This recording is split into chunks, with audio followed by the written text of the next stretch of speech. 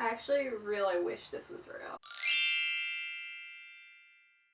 Miranda here, so today I am discussing the premiere of Shadowhunters. You probably can see the Mortal Instrument book here. Yeah, City of Bones. I ended up watching it later than everyone else because I was scrolling through my TV channels and I ended up finding out that I don't have ABC Family. Like, I have all the other ABCs on the Foxtel, but I don't have ABC Family. So then I download Netflix for the first time. You'd think I would have Netflix already. I don't have Netflix. I get my first month free. Now I know what people say when they say, I have Netflix. It's amazing. The show's on there, the movie's on there. The Australian one has less than the American one, but Shadowhunters is on the Australian Netflix. So I'm watching it via Netflix. And so far, let's talk. For the non-spoiler section of this video. So originally we had the Mortal Instruments movie. We can chuck this away.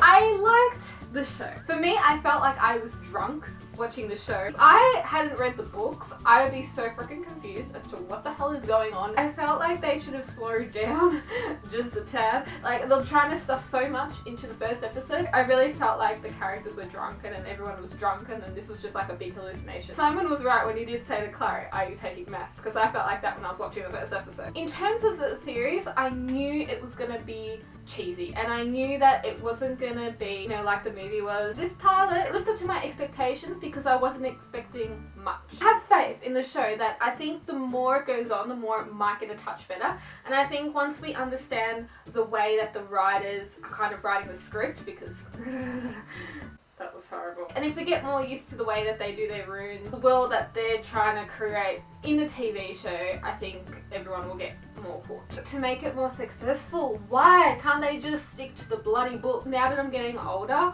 I would love, like, things to get darker. Imagine if they made the Mortal Instruments like the books, exactly like the books, made them really super dark, so they weren't like a PG program, but like an M program, and they chucked in more like evil stuff, and then if they stuck more to the books and made it more sexy, and if they made it more like the fight scenes, more gruesome, I think people would enjoy it more. But it's a way, I think.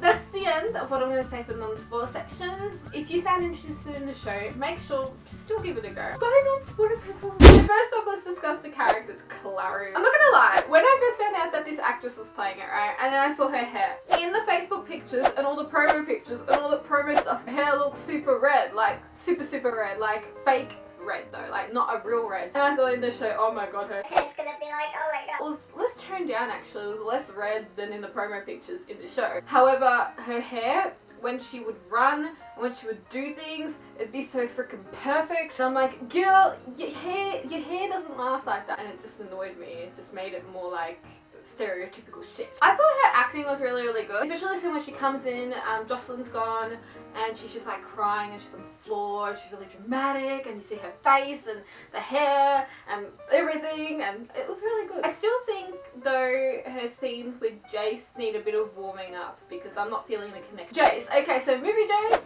and then we have TV show Jace. I'm supporting TV show Jace. TV show Jace, this is Dominic Sherwood, and I like him. From Vampire Diaries, Vampire Academy, Vampire Diaries. I've just got my head in season 6 at the moment. He's acting, I'm not saying it was shit, but I'm just saying he needs to warm up a little bit, like just a tad. Especially some of the lines he delivered, I wasn't believing it. And maybe it wasn't exactly necessarily his fault because the script was I don't even know what was up with it. And the line he delivered at the very beginning, you have the sight. It was the cheesiest shit. It felt like he had no personality yet. Like, I wasn't seeing the personality.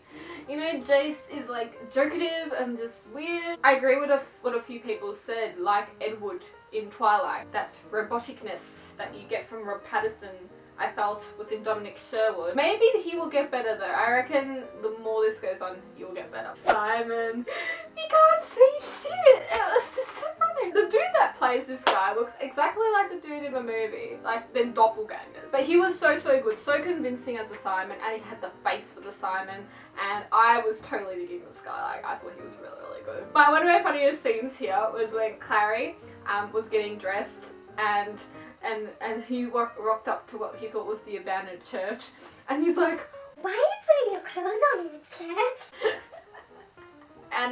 other favourite scenes was that scene where he was like doing all that hand gesturing thing to Luke. Have you seen Aloha? It reminded me of the scene in Aloha where Rachel McAdams' husband, I forgot the names, he was doing that to like her husband, and they were doing the dude thing and the pat on the back and the bro stuff. I felt like a total copy of that. Band, I was not getting that, and I wasn't getting this money character, girl, whatever, that was totally into him. She's gonna turn into an evil bitch, you just watch. The fact that he was playing Forever Young, it kind of reminded me of a hashtag Tessa or a hashtag I'm gonna turn into a shitty vampire. With Luke, I didn't register it was him for like a second, and I'm like, oh shit, yeah, this is Luke. Luke, I felt was really good. I like the scene where he's like staring down a dog and he's like, I'm teaching you what alpha male's all about. Magnus was fantastic looking, you know, and I love the guy from Glee playing him.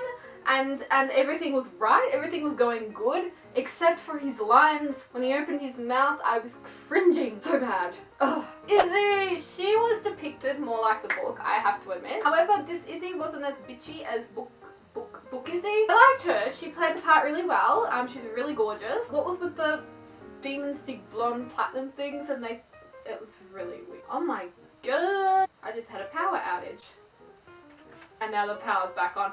What is with this? This has happened to my house yesterday. I didn't get this. Narvans, when she was dancing to like, you know, to attract the demons, she took off that wig. And I'm like, Aren't demons supposed to be blonde? Alec had hardly any lines. He was the silent one. But I think I dig this Alec. And the lines that he did have, he did do a really good job with. I still don't feel like, though, he feels like a parabody to Jace. Like, I wasn't digging their relationship. I wasn't digging any relationship so far. Valentine, I do not get what's going down that ship. I'm not digging him a lot. So cheesy there with his little minions, and he's in this radioactive place, I don't know, God knows where. I think the more this show goes along though, I will. Okay, let's talk about the specifics. So first off, the sound. I did not like the way that they activate their runes in this TV show.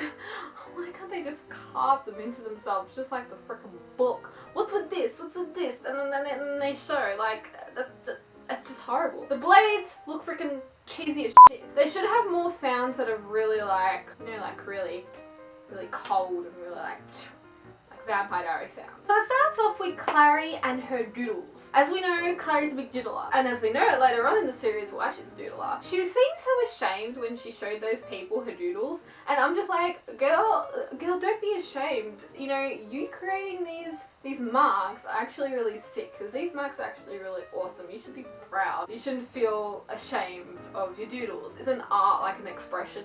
Like you're supposed to express yourself? She actually was more refined than Movie Clary, because Movie Clary, whenever she doodled, she'd be like, except this one doesn't remember her doodles, where the Movie Clary remembered her doodles. How can you not remember doing something? Now for all the supernatural shit. Her necklace, I have Izzy's one. What's going on with that? Like, it flashes when her mum, like when she thinks about her mum. What, you have one thought about your mum and suddenly your neck's on fire? It's really weird. In terms of the portals, like instead of going back through the portal, do you think like she stood there, she's like, like you don't, why is she looking up? Like I didn't get that. And then her mum like legit screamed and she screamed.